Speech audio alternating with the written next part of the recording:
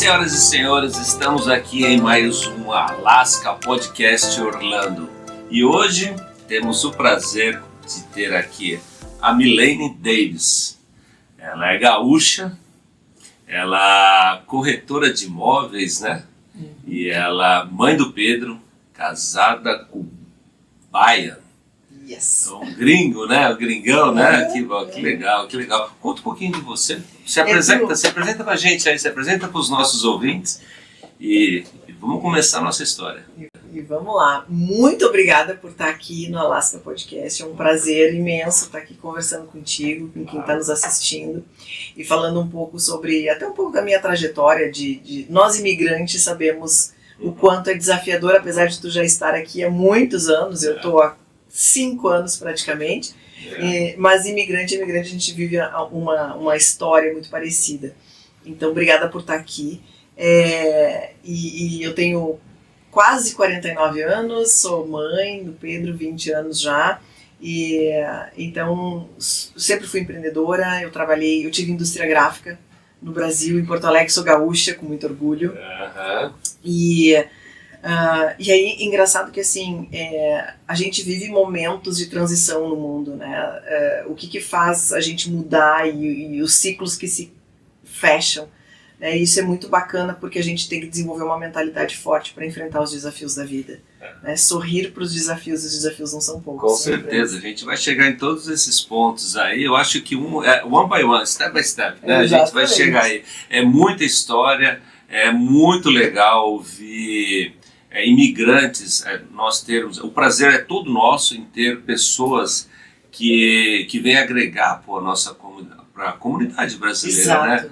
Então assim, nós temos muitas pessoas que vêm e elas assim, procuramos trazer pessoas que possam trazer algo para alguém, que possam dar uma luz. Talvez você pode incentivar uma pessoa ou alguém que quer vir, como fazer para chegar no lugar onde você está. Exato. Então assim, a gente quer muito ouvir essa história. Conta um pouquinho da sua história no Rio Grande do Sul. Sim. E aí você sempre morou no Rio Grande do Sul, você sempre foi corretora de imóveis, real estate, né? Sim. Ou não? Não, eu nasci em Passo Fundo, no interior do Rio Grande do Sul. Com 15 anos eu fui para Porto Alegre, e em Porto Alegre fiquei a minha vida inteira. Vivi no Rio Grande do Sul a vida inteira até iniciozinho de 2021 vir para os Estados Unidos e vim direto para Orlando. Mas como foi isso? Você, de repente, você decidiu vir para cá? Na verdade, assim, eu sempre tive uma paixão pelos Estados Unidos. Todas as minhas formações, porque depois que eu saí da gráfica, Edu, eu fiquei assim perdida na minha vida, porque o que fez a gente teve que encerrar a atividade gráfica. Por quê? Justa essa transformação que a gente está vivendo hoje de inteligência artificial. Claro. Foi o que eu vivi na época quando a internet explodiu, redes sociais, anúncios, né, de mídias digitais, de mídias sociais, e acabou com a indústria gráfica. Muitos de colegas meus tiveram que reinventar, foram imprimir sacolas, embalagens, sair da impressão de revistas, até mesmo livros. A gente chegava a fazer livros, né? Então, assim, hoje os livros são digitais, ou cada vez se lê menos. Está aqui um podcast, tá aqui a prova, né, de que a indústria gráfica, de uma certa forma, morreu, né? Porque se transformou em audiovisual. E ali foi um super tombo para mim, assim, porque eu tenho formação em design. E aquela coisa, meu Deus, eu não sei fazer mais nada na minha vida. Tudo que eu sabia fazer era... Eu era daquelas que ia lá na máquina e assim, mexia na tinta, eu cheirava o papel, eu tava junto com o impressor, eu pegava junto, literalmente. E aí eu tive que me reinventar e foi eu acho que a gente, quando passa, e isso eu quero deixar para quem está nos assistindo, qualquer situação que você esteja enfrentando hoje, que seja desafiadora, entenda que você precisa passar por isso. Por alguma razão, você precisa aprender algo que você ainda não aprendeu. Eu ia chegar nisso, exatamente nisso, porque Deus coloca alguns desafios, algumas pedras no caminho, para que nós possamos desviar. Exatamente. A gente está tropicando muito nas pedras, né? E o que eu sinto, assim, você tem uma profissão você disse que talvez você estava acomodada, né?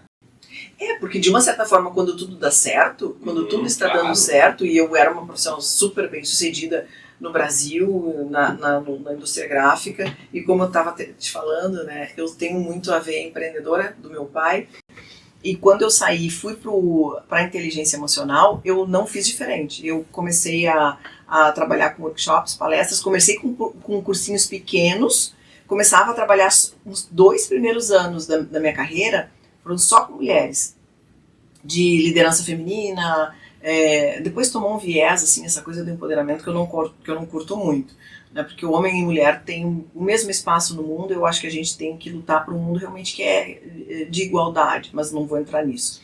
E aí, assim, eu era viajando São Paulo, Florianópolis, norte do Brasil, nordeste, então fazendo muitas palestras sobre inteligência emocional, sobre o domínio das emoções, né, e como superar esses desafios no dia a dia. E aí veio a pandemia. E aí eu estava acostumada com palestras. Viu? Mais uma puxada de tapete. Né? Aí que tá, a gente não tem controle, ninguém sabe o que vai acontecer no mundo amanhã. O que a gente tem controle sobre nós mesmos é a única coisa. Eu não tenho controle sobre meu filho, tu não tem controle sobre tua esposa, a gente não tem controle do que acontece na nossa volta, sobre o clima, nada. A gente só tem controle com aquilo que a gente faz em relação à circunstância que está acontecendo. E aí foi aquela coisa, né, de mundo, o que ia acontecer. Todos os meus eventos, eu tinha cursos com 150 pessoas inscritas, que a gente teve que devolver dinheiro, cancelar tudo. Eu tinha passagem comprada no dia seguinte, saindo de Porto Alegre para Rondônia, Vilhena em Rondônia, voo cancelado, tudo parou, aquela incógnita. E, obviamente, os cursos foram online e aí eu comecei a...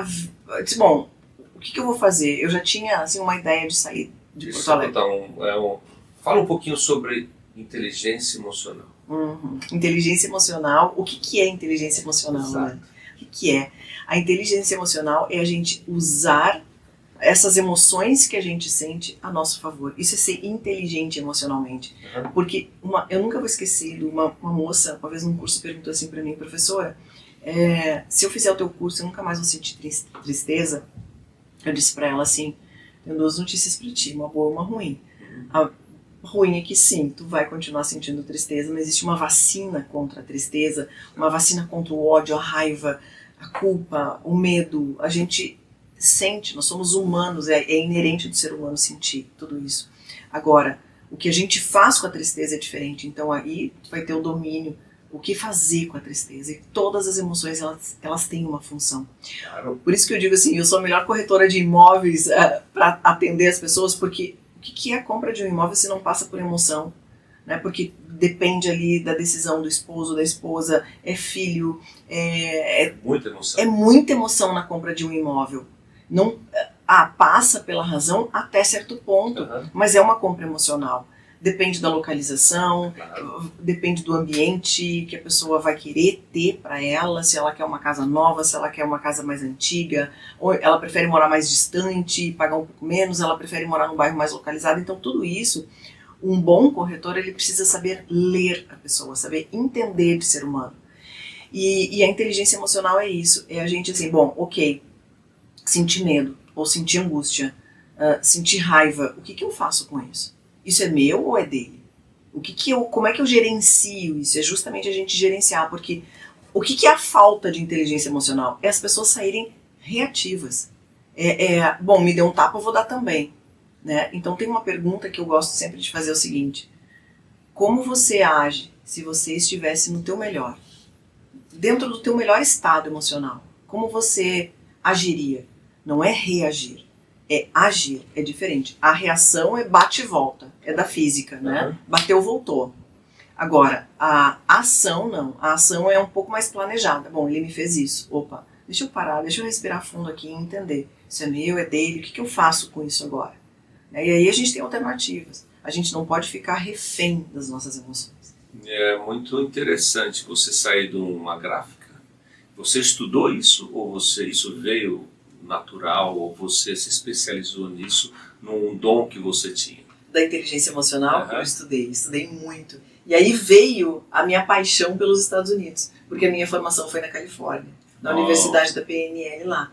Então eu já falava inglês, né? Aliás, para quem quer vir para cá, não venha sem inglês, estuda inglês, fala a língua do país, porque é muito sofrido. Tem gente que diz assim, mas eu vou morar em Orlando, não preciso falar inglês. Ok, mas saiba que você vai ficar limitado a conviver só com os brasileiros e talvez com os hispanos. Mas se você quiser expandir o teu horizonte e ir além e querer assim ter um entendimento do país como um todo, tem que saber, né? A gente precisa ler a notícia, precisa estar atualizado das coisas. E então eu fiz as duas formações. Eu fiz uma aqui na Flórida, aqui em Orlando, naquele prédio redondo que tem aqui pertinho. E a outra, que foi a primeira, na Universidade da PNL. E muitos dos treinadores americanos, eles iam até o Brasil. Eles iam a São Paulo. Richard Moss, o Robert Diltz, a Judith Delosier, vários deles iam até o Brasil. Então era muito legal, assim. Eu sempre, de novo, né, aquela minha mania de aquilo que eu vou fazer bem feito. Então eu não queria fazer formações com brasileiros que davam as formações no Brasil. Eu sempre vinha beber na fonte. Não. Quem foi que inventou? Foi o Richard Bandler e o John Grinder. Então é com eles que eu vou fazer a minha formação. Então, e aí eu realmente, assim, é uma paixão ajudar as pessoas, né? Talvez seja o seu coração, né? O seu coração grande, assim, ele vira paixão, né? Porque o poder ajudar é melhor do que eu sinto isso, do que receber. Eu me sinto com vergonha de receber, mas em ajudar eu me sinto tão completo. Mas o assunto é você. Você que é a protagonista do nosso podcast aqui. E eu acho assim que você tem que contar um pouquinho aí de como que tudo isso porque muitas pessoas elas ficam acomodadas. Sim. Então assim você buscou evolução. Porque é sempre uma mulher, né, com filho, sozinha, você encarar um outro país, assim, é ser muito forte, né? E eu acho que primeiro, assim, o que faz a gente, quem tem um porquê, supera qualquer como. Se tu tem um porquê, realmente uma razão muito forte, tu vai encontrar uma forma de superar os teus desafios. E eu acho que o primeiro ponto, né, falando assim do ponto de vista de quem quer emigrar, tenha muito claro o teu porquê. Porque não vai ser fácil.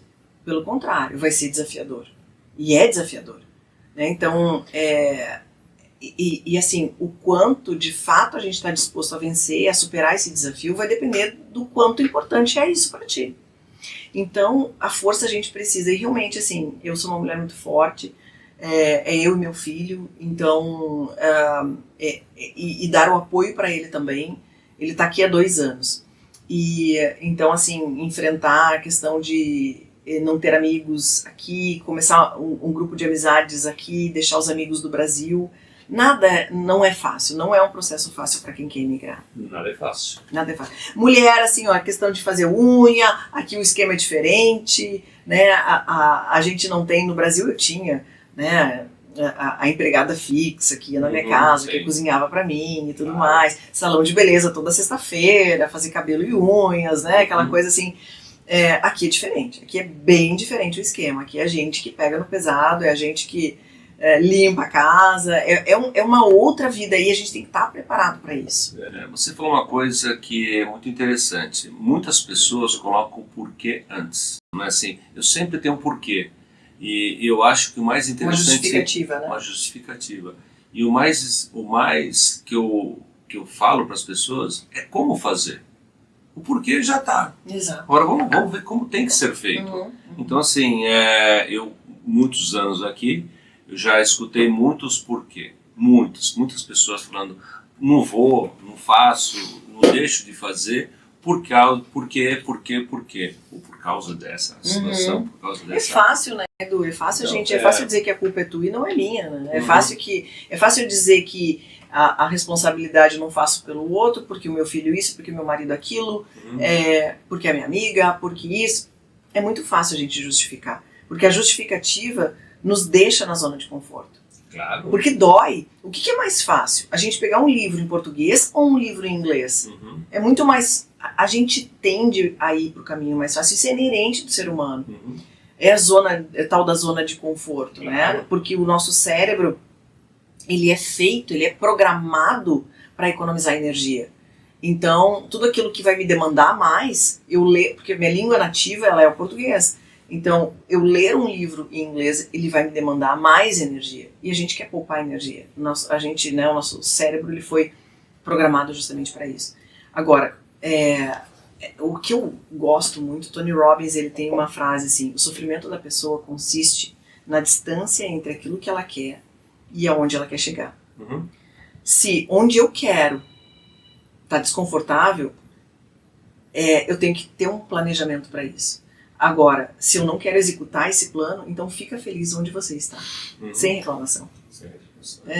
Eu quero, por exemplo assim, eu quero ser uma corretora de imóveis que venda 4 casas por mês. Uhum. Eu sei o quanto precisa para fazer uma venda, para fazer vendas, né, vendendo 4 casas por mês. A pergunta é, eu estou disposta a fazer o que tem que ser feito? Essa é a pergunta que a gente tem que encarar. Uhum. Então, e como? Aí vem o como, né? Como é que a gente vai executar isso? É porque assim, são as mesmas atitudes, os mesmos resultados. Se você quer resultados diferentes, tem que ter atitudes diferentes. Então, assim, o você se preparar para vir para cá, o se preparar para seguir o seu caminho, você foi para a inteligência emocional e você foi estudar inteligência emocional. Você poderia seguir vários caminhos. Aí você te colocaram no real estate e você a paixão por vendas, e você consegue conciliar o que você aprendeu de inteligência emocional no seu próprio business. Exato. Inclusive, não adianta, Edu. Eu acho que quando a gente entende o nosso lugar no mundo e a gente tem uma missão, assim, eu sei por que eu tô aqui, no sentido de, pode até soar pretensioso, mas eu sei que eu vim para ajudar, eu vim para servir, de alguma forma. Né? E acho que Deus coloca a gente em lugares certos. E eu tenho como missão assim, tirar os brasileiros do aluguel e levar para casa própria. Por quê? Porque eu descobri que tem formas que eu mesma não sabia. Nós vamos chegar lá. Exatamente. Tem formas, tem estratégias para levar esse brasileiro que hoje paga aluguel para casa dele. E aí eu fiz um evento, foi muito bacana, assim. Uhum. Eu digo, gente, eu me dei conta disso. O brasileiro não tem informação aqui. Os corretores, eles fazem muita propaganda, né? Casa aqui, casa ali, casa em St. Cloud, Claremont, Winter Garden, etc, etc. Mas, ok, como que eu faço para te vender? O que tu precisa? Porque o brasileiro acha que ele não pode comprar, que ele não vai ter o dinheiro suficiente. Uhum. Só que tem formas. O governo americano... Gente, nós estamos no país mais rico do mundo. Agora, por exemplo, dia 1º de julho, o governo americano vai liberar somente para a Flórida, só para o estado da Flórida, $100 milhões para quem quer sair, para quem quer comprar a sua primeira casa.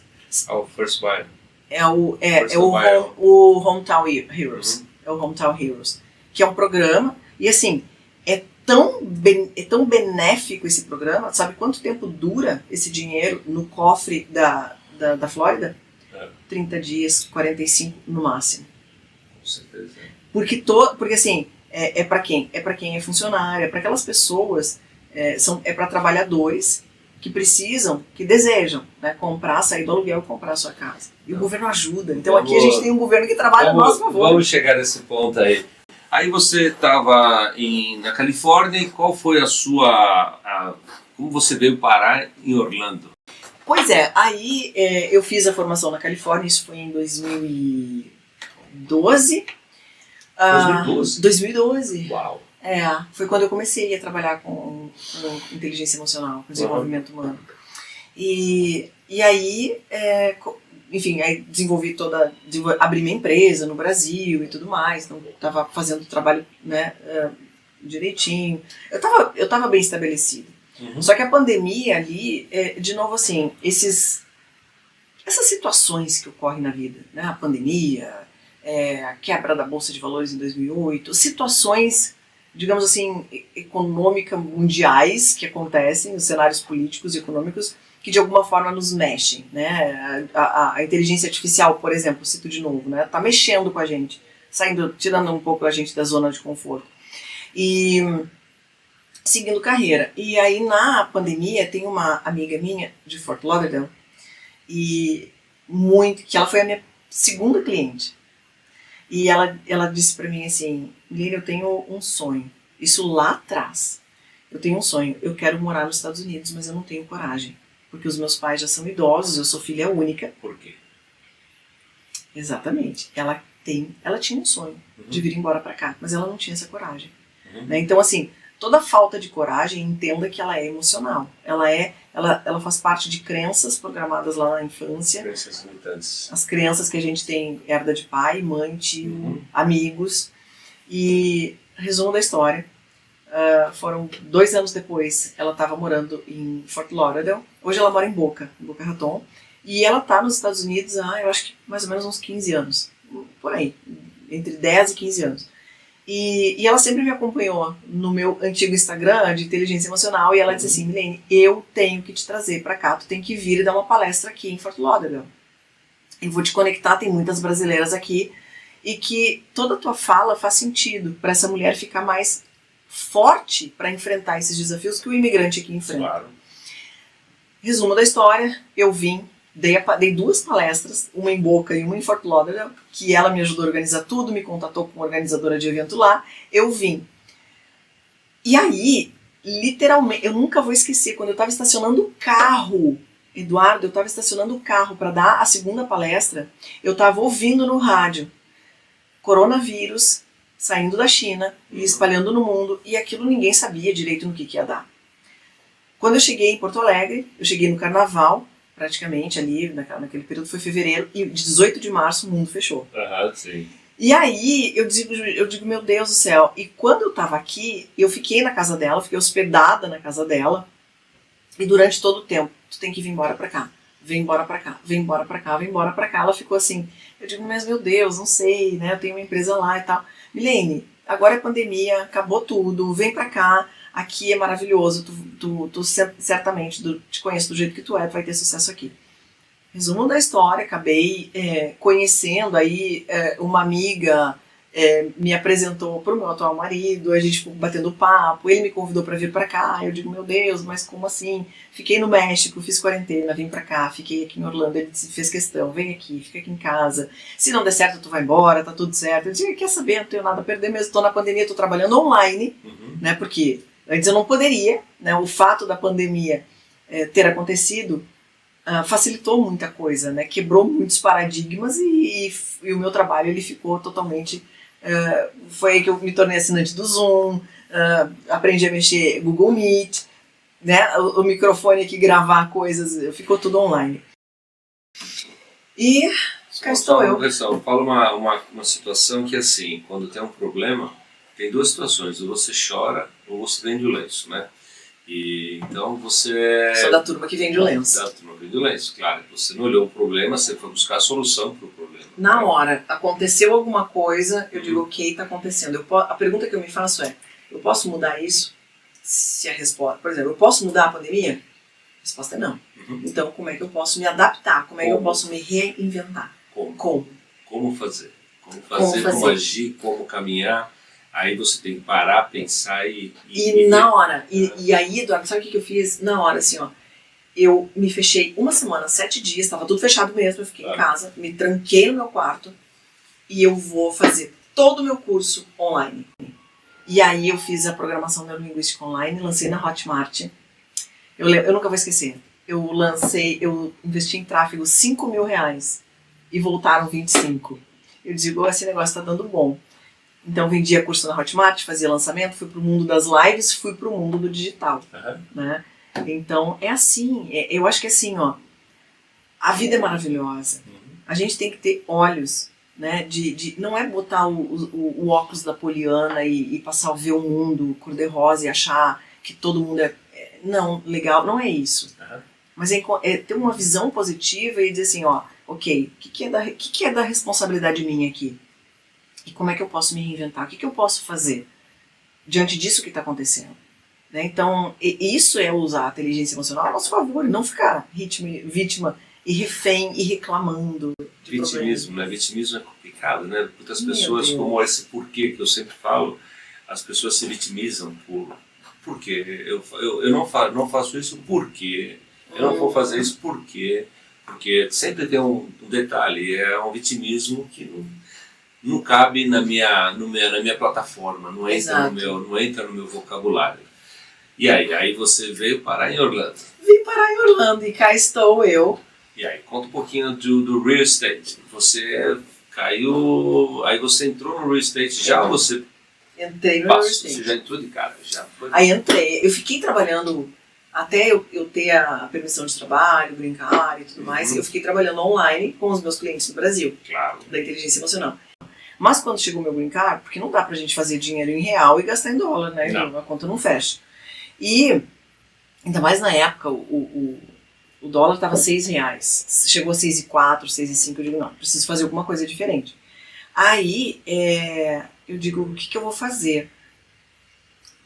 Aí, né, olhando para a vida do meu esposo ali, trabalhando no real estate, sendo bem sucedido, eu digo, eu acho que eu vou para esse caminho aí, porque, primeiro, não é porque ele tá, mas é porque eu me identifico.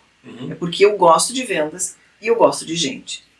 E eu não me importo, assim, de pegar o carro e mostrar a casa em Kissimmee, daqui a pouco vai a Claremont, daqui a pouco vai para cá. Ok, isso faz parte do negócio. E aí, tirei a minha licença, passei de primeira na prova. De primeira, fiz o curso. Assim, tem muita gente que me pergunta, mas é difícil? Sim, é difícil a prova, não vou mentir. Tem que fazer, tem que falar inglês. Agora, tudo é uma questão do quanto se dedica. Depois que terminou o curso, eu fiquei estudando 15 dias, eu acordava às 5h30 da manhã. Não tinha, aí que tá. Eu poderia ter dito assim, não passei, porque eu não tinha tempo, porque isso, porque aquilo. Como passar? Exatamente, com dedicação e esforço. Claro. Não tem outra, não tem receita mágica, as pessoas querem a pílula milagrosa, querem a receita mágica, o atalho. Não existe atalho numa vida de sucesso. Qualquer pessoa que a gente vá conversar, ela vai dizer, olha, fiz isso, trabalhei anos.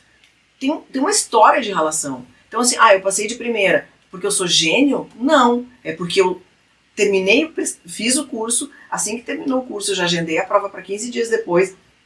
E durante aqueles 15 dias, acordava às 5h30 da manhã para aquele livro desse tamanho, para estudar e fazer simulado. Uma chatice. Eu não vou dizer, foi maravilhoso. Não, a gente não precisa adorar a pílula. Não é legal tu ficar estudando, ainda mais que a prova do real estate, ela é baseada somente em leis. E como perder a licença. Essa a prova do real estate. Pra você não fazer errado, né? É pra não fazer errado, porque como vender eles não ensinam. Não é como vender, técnicas de venda, não é nada disso. Nada. Nem mesmo como tu encontrar a casa pro teu cliente. É assim, nada. E simplesmente, se tu fizer isso, vai tomar uma multa. Se não fizer aquilo, é outra multa. E assim o negócio como fala sobre contratos, sobre leilões, enfim, claro. Mas é basicamente um curso jurídico sobre o real estate, né? E cá estou eu. Então, assim, eu tô gostando muito, tô atendendo pessoas, já vendi casas. Então isso é muito legal, já vendi casas para americanas. E há quanto tempo você está no real estate? Desde 2023. 2023. Desde 2023. Acabou a pandemia, você já? Acabou a pandemia, exatamente, porque o que aconteceu? Acabou a pandemia, né? Então assim, já era, não vou ficar aqui vivendo da pandemia, né? Dos destroços. Ou sofrendo. E aí eu decidi ter uma profissão aqui. Porque eu fui me informar, né, trabalhar com inteligência emocional aqui. Mas aí, tudo aqui nos Estados Unidos, na Flórida, é tudo licença. A gente precisa de licença para tudo. Quando a gente está lidando com outro ser humano, a gente precisa de licença. Até para ser manicure. Né, porque até aqui, tirar cutícula, né, se ela não tem uma licença e ela fere, ela sangra alguém, ela pode ser processada. Então, assim, a Flórida tem muitos cuidados, a gente tem que ter muito cuidado com aquilo que a gente faz. E para eu ter licença de terapeuta ou de palestrante, enfim, eu teria que cursar psicologia. Mas aí, Edu, assim, psicologia, iniciar uma graduação aos 40, eu, sei lá, na época eu estava 46, 47 anos, eu digo, não. Você sabe que eu vejo muito legal nos Estados Unidos, para todos, né? Os Estados Unidos é preventivo. Todas as coisas que você tem prevenção, você tem sucesso. Porque um advogado aqui, ele não é um advogado para ele cuidar. Você não busca um advogado para cuidar de um problema. Você busca um advogado para não ter um problema. Exatamente. Não é? Exatamente. Então, assim, você está falando sobre as leis de real estate. Sabemos que o real estate, que é o corretor de imóveis, né? Você vai vender. Nada mais, nada menos que você vender uma casa. Exato. Só que você tem que saber o como vender essa casa. Não é você pegar, jogar você numa imobiliária e falar, agora vende, né? Então, assim, eles ensinam muito que você... E é chato. Por exemplo, a Flórida, como todo mundo sabe, a Flórida é um banhadão. Ainda mais lá para aquela região de Miami, Sawgrass, aquela... O que é um banhadão? É muito... eu acho que é um termo gaúcho. É onde tem muita água. O Everglades lá, né? Onde tem aquela parte de Sawgrass Mills lá. Não, tem muita água, mas um banhadão... Meu Deus. Edu, é uma gíria gaúcha. É onde tem muita água. Então, o que acontece? Tem que ter cuidado, por exemplo... qual é vou mostrar uma casa para um cliente. Eu checo antes se essa casa, por exemplo, está em zona de alagamento ou não. Claro que tem muitas casas em zona de alagamento e as pessoas vendem essas casas em zona de alagamento. O que acontece? Qual é a diferença? É que o seguro vai ser mais caro. Dá para comprar em zona de alagamento? Dá. Saiba que o seguro vai ser um pouco mais caro do que se essa casa estivesse em uma zona de não alagamento. Então, é um exemplo pequeno de coisas que cabe a nós informar o cliente, porque o cliente não sabe. O cliente não sabe. Por exemplo, tem gente que diz assim, inclusive uma amiga minha, Milene, ela ficou me perguntando algumas dicas e tal, ela disse, porque eu não queria contratar um corretor, porque eu não queria pagar a comissão do corretor. Gente, um aviso de utilidade pública. Quem paga a nossa comissão, se eu estou vendendo uma casa para ti, não é tu que me paga, Edu. É o vendedor da casa. É o vendedor, né? É o vendedor da casa que paga a comissão pro corretor. Então, se você não quer contratar um corretor para ele te ajudar a comprar a tua casa, você está deixando uma assessoria gratuita para trás. Alguém que pode, algum profissional, que justamente... Porque assim, é muito detalhe. Tem detalhe sobre a questão do mortgage, tem a questão depois da inspeção da casa, que tem que ter um profissional que vai lá fazer a inspeção para que o banco libere esse financiamento. Depois tem um appraisal, que é um agente relacionado do banco, que o banco manda lá para saber se aquela casa de $400 mil, ela vale realmente os $400 mil. Então tem todo um processo, acompanhamento, o closing, ajudar na mudança, enfim, são muitos processos. A venda de uma casa que se chama, né, em vendas, de uma venda complexa. Porque justamente ela passa por muitos períodos, muitas fases, muitos processos. Então, se você quer comprar uma casa e você não está querendo contratar um corretor por causa de comissão, você não tem uma informação importante, que é você não paga a comissão do corretor. Não, perfeito. Vamos lá. E todas as pessoas podem comprar uma casa? Todas as pessoas podem comprar uma casa. Sim. Nem todas as pessoas podem financiar uma casa. Nem todas as pessoas podem financiar? Nem todas as pessoas podem financiar. Assim, para comprar uma casa e para financiar, então vamos dizer assim, para financiar uma casa, não precisa necessariamente ter Social Security, não precisa necessariamente ter Green Card. Eu já vendi casa para uma moça que tinha uma companhia de limpeza. Eu vou dar esse caso, porque esse foi o caso para mim que foi um divisor de águas para o meu entendimento como corretor. Porque eu tinha feito transações americanas e o americano, tudo ok, né? Ainda mais para uma delas foi até investidora, comprou a casa à vista, um processo super tranquilo. Aí veio essa cliente para mim, dona de uma empresa de limpeza há 10 anos, estabelecida na Flórida, mas ainda não tinha Green Card e ainda não tinha Social Security. Ela só tinha a empresa dela aberta, LLC, é uma empresa de cleaning, e ela tinha o IT Number. Qual o estado migratório dela? Estado imigratório, ela estava... Eu não sei te dizer agora qual é o estado não por minha curiosidade, mas para as pessoas saberem se pode também. Sim, exatamente, porque assim, ela não estava como estudante, ela estava como, eu acho que é um processo de asilo que ela estava. Mas ela tinha empresa, porque o que importa, porque assim, para o financiamento, para o banco não quer saber de status migratório. Ah, não? Não, ele quer saber do quê? Se tu pode pagar a casa. Resumo da história, se tu tem condições, se tem, lá como a gente diz em Portugal, se tem café no bule. Se tu pode comprar, se tu pode arcar com esse financiamento. Muito bom para as pessoas saberem. Exatamente, porque o que acontece aqui no Brasil, aqui nos Estados Unidos, quando o proprietário não paga o mortgage, o banco vai tomar e vai botar a casa em leilão. É simples assim. O banco assim, ó, a gente vai, entre aspas, a gente não quer saber de muita coisa, a gente só quer saber dessa comprovação de renda para que a gente te qualifique para fazer o financiamento dessa casa. Agora saiba que a responsabilidade é tua. Se tu não pagar, o banco vai lá e pega. Então é simples assim, o banco não está interessado em status imigratório. Porque a casa não vai para lugar nenhum, ele vai ali e pega a casa. Ele vai lá, te bota para fora e pega a casa e acabou. É simples assim. Chama o xerife, tira as coisas. É simples assim. Então, o banco não tem nada a ver com imigração, o banco não quer saber de status imigratório. O que ele quer saber? Tanto é que, por exemplo, o brasileiro que está no Brasil, ele financia uma casa com 35% de entrada. De lá do Brasil. De lá do Brasil. Precisa do quê? Só de passaporte e visto de turista. Válido.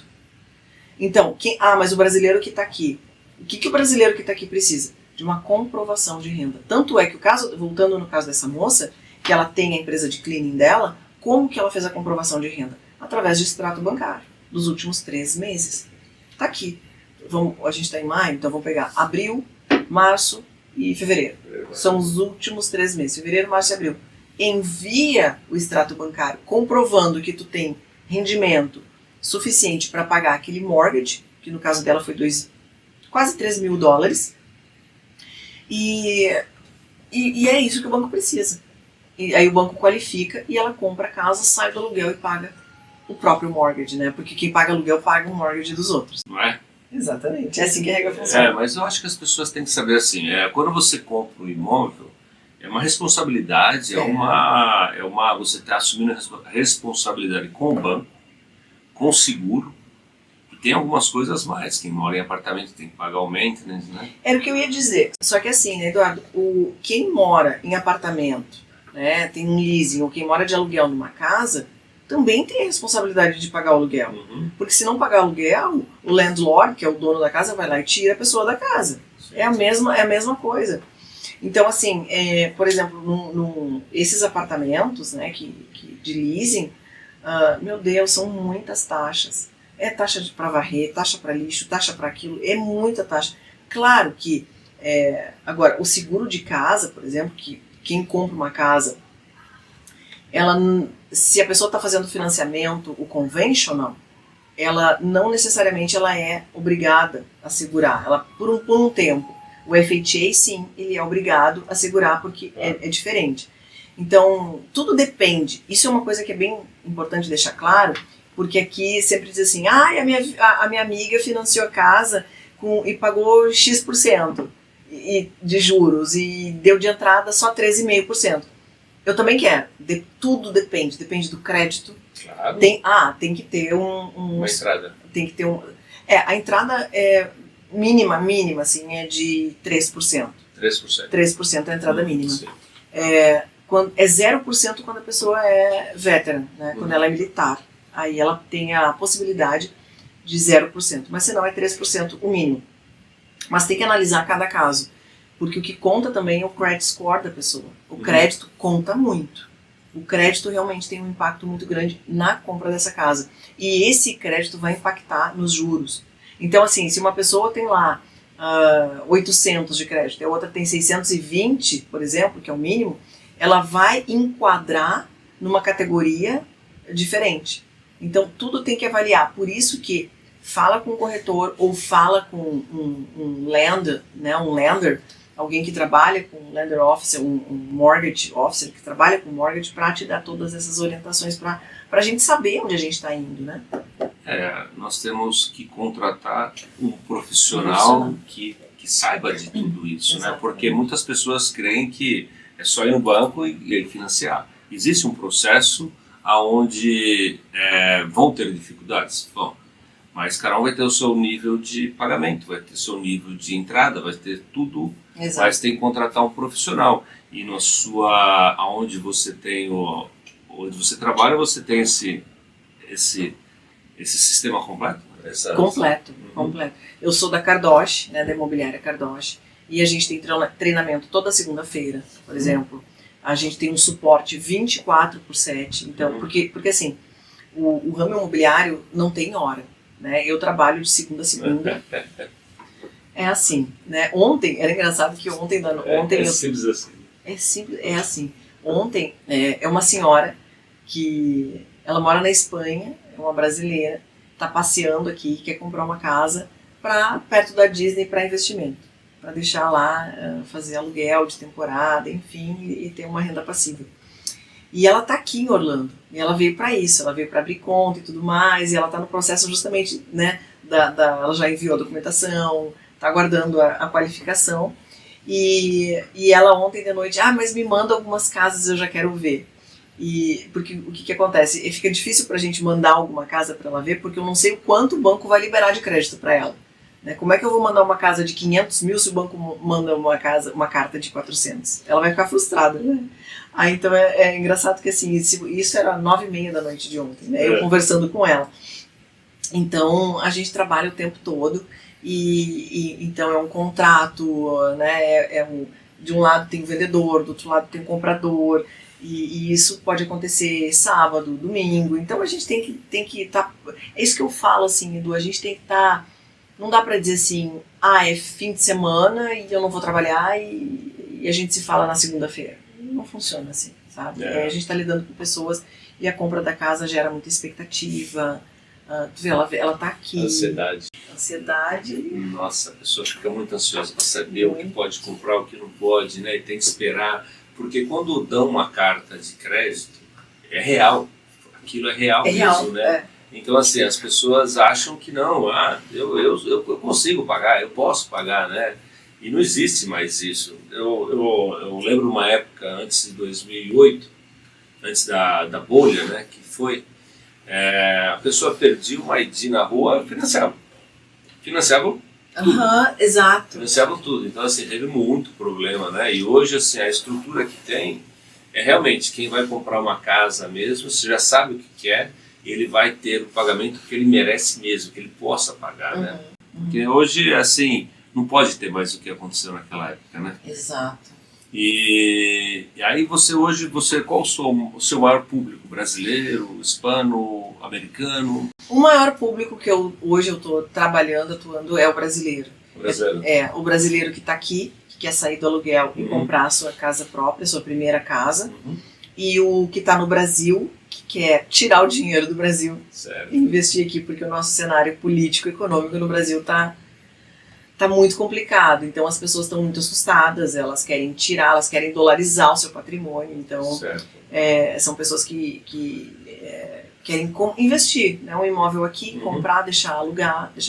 E está num bom momento para agora. O que acontece? O ano passado as vendas foram um pouco baixas, digamos assim, para o real estate. 2024. E aí quando entrou 2025, as maiores construtoras, né, da América, elas estavam com um inventário muito grande, assim, com muitas casas em estoque, né, porque aqui nos Estados Unidos uma casa leva 4 meses para ser construída, do zero, do terreno, até a entrega das chaves. A gente está falando de 4 meses quando é demorado. Eu nunca parei para pensar nisso, eu nunca prestei atenção nisso. Geralmente, em regra, essas grandes construtoras entregam em 60 dias. Uau. É surreal, né? Muito. E então, assim, vamos lá, demora 4 meses. Então, as casas são vendidas quando elas estão prontas. É que nem carro quando a gente vai na concessionária. O carro acabou de chegar da montadora, ele está ali dentro da concessionária para ser vendido. Claro. As casas são assim também, elas foram entregues e elas estão lá para serem vendidas. E foi lento. as vendas foram lentas. Aconteceu que muitas casas ficaram em estoque e de março para cá os preços das casas chegaram a cair um pouco e principalmente as construtoras estão dando de 10 a 20, dependendo da casa, até $30.000 de desconto para closing cost. Porque o que é o closing cost? É os custos de fechamento. Escritura. A escritura, né? Que é a escritura, a title company aqui, que é o cartório, né? O tabelionato lá no Brasil. Então, assim, está tendo um incentivo muito grande, porque em agosto, o ano fiscal das empresas está encerrando. E as empresas, por exemplo, as 5 maiores, né, da América, por exemplo, D.R. Horton, que é a primeira, Lennar, Pulte, Meritage, são empresas muito grandes e que elas querem fechar o seu balanço no melhor saldo positivo possível. Claro. Então elas estão fazendo, entre aspas, uma queima de estoque. Então é o melhor momento, porque depois que passar, né, porque está sendo o primeiro ano do governo Trump, então as coisas estão ainda se acomodando. O ano que vem o preço vai subir, isso é certo, todos nós já sabemos, isso já está declarado. Os juros não vão baixar, o Federal Reserve na semana passada já declarou que não vai baixar a taxa de juros. Então, para quem está aqui, está pagando em torno de 6% ao ano. Ao ano. Vou deixar bem claro, né? E outra coisa que tem que deixar bem claro, o juro aqui, ele é sempre sobre o principal. Ele não é juro composto como é no Brasil. Então, as parcelas ao longo do tempo, a tendência é diminuir. Então, isso é muito legal, assim. É um processo muito justo, sabe? Com o comprador, com aquele que quer adquirir o seu bem. Não é assim, mas é um incentivo, é o respeito às pessoas, né? Perfeito. É assim, porque da onde nós crescemos, da onde nós viemos, eu amo o Brasil, eu sou brasileiro. Eu também. Assim, mas eu respeito muito esse país, porque ele respeita a gente. Exatamente, o país nos respeita. É verdade, não é? E Então, aí, assim, a gente reciprocidade. é uma reciprocidade. Exatamente. A gente tem isso com a gente. E eu vejo assim, eu como falei, eu não tenho intenção nenhuma de voltar para o Brasil. Tem algumas coisas que eu tenho, né? Eu tenho muitos negócios com o Brasil e brasileiro pela minha paixão, mas a gente se sente um pouquinho frustrado, né? Exatamente, assim, virou piada, né? Aliás, a gente vê, eu fico sabendo de muitas coisas que acontecem no Brasil por memes. Que é coisa mais triste do que isso. Não é? Tu ficar sabendo assim, de notícias ruins através de memes, sabe? Através de piada. É muito mais sério o problema do que a gente imagina. Então, assim, a gente brinca, né? O brasileiro não tem um minuto de sossego, não tem um minuto de paz no Brasil, porque é uma notícia atrás da outra, uma notícia ruim, assim, atrás da outra. O pior, assim, nos Estados Unidos, por mais que a coisa, sei lá, possa estar que não tá ruim, obviamente, aqui é bom, mas por mais que tenha, não tá bom, a gente tem a perspectiva de que vai melhorar. A gente não é perspectiva, a gente tem a certeza de que vai melhorar. Agora, e o brasileiro? Que certeza que o brasileiro tem de que as coisas vão ser melhores amanhã? Não, eu concordo contigo, não tem menor expectativa de melhora. Não dá pra ter a fé, porque quando a gente daqui a pouco pensa assim, não, mas vai vir uma bomba. Olha essa bomba agora do rombo do INSS. Nós, assim, nos sentimos frustrados, né? Porque... E de mãos amarradas. Não tem muito o que fazer. Eu tenho família, eu tenho mãe, irmão no Brasil. E assim, eu vejo as coisas lá degringolando e as pessoas, não sei, é o estilo, aprender a conviver com isso. Mas eu acho assim, quando você conhece o melhor, a coisa boa, é difícil você querer voltar pro diferente, ou talvez assim, não vou falar ruim, porque muitas pessoas acham bom, e a gente tem que respeitar o gosto de cada um. Mas pro nosso sentimento, pra nossa opinião, nós sabemos o que é melhor pra gente. Exatamente, e cada um sabe, né? Cada um sabe o que é melhor pra você. E eu acho assim, eu falo muito imóvel, né? Quem casa quer casa, né? Então assim, mesmo aqui assim, não precisa casar, cada um tem que querer sua casa, e o mais importante, você pode ter a sua casa. Exato. Sabe o que eu acho fantástico, Edu? O Pedro, vou falar na questão do meu filho, está com 20 anos. A gente está começando a trabalhar o crédito dele para daqui a 2 anos ele comprar a casa dele. A gente está falando de um jovem que vai comprar a casa com 22, 23 anos. Eu conheço filhos de amigas minhas que vieram para cá, esses adolescentes que vieram para cá com 16, 18 anos. A filha de uma amiga minha, 24 agora, comprou uma casa. O filho dela vai comprar. Essa gurizada é nessa faixa de idade, é 20 e poucos anos, que consegue comprar. Como que consegue? Claro, a pessoa está trabalhando, claro. Ela é funcionária de uma empresa e obviamente ela tem rendimento, né? Então assim, aí ela consegue um financiamento. Então ela é um W2, né, que a gente chama. Ela é funcionária de uma empresa, trabalha, tem aquele rendimento e ela vai comprar a casa, sabe? Com uma entrada baixa, porque assim, a pessoa tem que morar em algum lugar. E aí vem a questão do poder aquisitivo da moeda. O dólar, ele é uma moeda que te dá um poder aquisitivo. Então assim, com 100 dólares, a gente compra muito mais coisas do que a gente compra com 100 reais. Não, com certeza. 100 reais a gente não compra nada. É o poder do dinheiro, né? É o poder do dinheiro. Então aqui, por mais assalariada que a pessoa seja, que ela vai ganhar ali os seus 4 mil dólares por mês, 5 mil dólares por mês, 6 mil dólares, digamos, que ela ganha seus 6 mil dólares por mês. O funcionário de uma empresa consegue mais ou menos fazer isso, ela consegue financiar uma casa. Ela tem condições de fazer um financiamento. Claro. Então, porque ela precisa morar em algum lugar, né? Então, entre pagar o aluguel e comprar a sua própria casa, vale muito mais a pena. Mas é gostoso. A gente...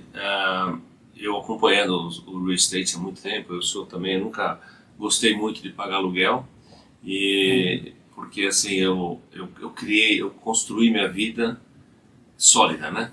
Então eu tenho muito que usar o que eu tenho, porque o governo, o país me deixa usar. Eu posso ter o que eu quiser, porque eu construí uma base. Então eu aconselho a todas as pessoas que estão construindo créditos, construir com sabedoria, porque o país vai te dar tudo. Ele vai te dar todas as chances do mundo, mas te tira também. Te tira também. Te tira rápido, né? É o país mais democrático do mundo, né? Assim, ao mesmo tempo, ele te favorece. Os Estados Unidos favorece muito. Ele te dá chances, te dá oportunidades e saiba aproveitar. Porque senão, exatamente, porque se não souber aproveitar, aquilo é de tirado. Uhum. Não, assim, eu vejo assim, você tem liberdade aqui. Então assim, nunca te trancam nada, te deixa à vontade. Aí depende de você fazer o certo ou o errado. Depende só de você. E assim, é legal a gente ter essa liberdade e saber. Então eu aconselho as pessoas jovens, as pessoas que quando você conseguir um crédito, quando você conseguir algo, saiba usar. Porque assim, eu tenho 25 anos nos Estados Unidos e eu nunca tive um problema de crédito. Eu sempre soube usar. Então hoje eu compro o que eu quero. Eu posso ou eu quero. Uhum. Eu compro o que eu quero, mas eu posso comprar o que eu quero. Mas depende se eu quero ou não. Se eu preciso ou não. E isso é uma coisa assim que... Eu acho que quanto mais a gente traz a responsabilidade... Os Estados Unidos é um país que coloca a responsabilidade em cima do cidadão. O Brasil tira a responsabilidade do cidadão e bota para o governo. E usa isso para Claro. Muito fácil. Né? Então assim, eu tenho hoje a liberdade de ir e vir. Eu posso fazer o que eu quiser porque eu construí minha vida sólida. Então, como eu falei, é uma sensação muito boa. De você poder comprar o que você quiser. Preciso ou quero, se eu quiser eu compro. Porque o país deixa você fazer isso. Exatamente. Então assim, no Brasil a gente está trancado, né? A gente fica trancado, né? Exatamente. E assim, é muito legal ter você aqui para essas dicas de real estate, de imóveis. E eu queria que você deixasse um recado às pessoas que estão nos ouvindo, para que você possa agregar alguma coisa do seu coração. Olha, para quem é imigrante e está aqui, desenvolva a língua, fale inglês. Não fique em zona de conforto, se desafia, né? Vai em busca daquilo que você veio buscar aqui. Não é fácil, a nossa vida aqui não é fácil, mas com força, fé e muita coragem a gente consegue. E não busque informação. Vá atrás da informação, não fica acreditando no que as pessoas ficam dizendo. Vai na fonte, vai em busca da informação. Então, por exemplo, eu convido você, se você paga aluguel, a sair da casa, a ir para casa própria, sair do aluguel e ir em busca do teu sonho. Casa é um sonho em qualquer lugar no mundo. É sonho no Brasil, é mais sonho aqui, né? Porque ainda morar fora, morar nos Estados Unidos e ainda ter a sua casa própria é um sonho ao dobro, assim. Então, eu posso te ajudar, eu faço questão de literalmente assim, sabe, Edu, facilitar a vida dessa pessoa.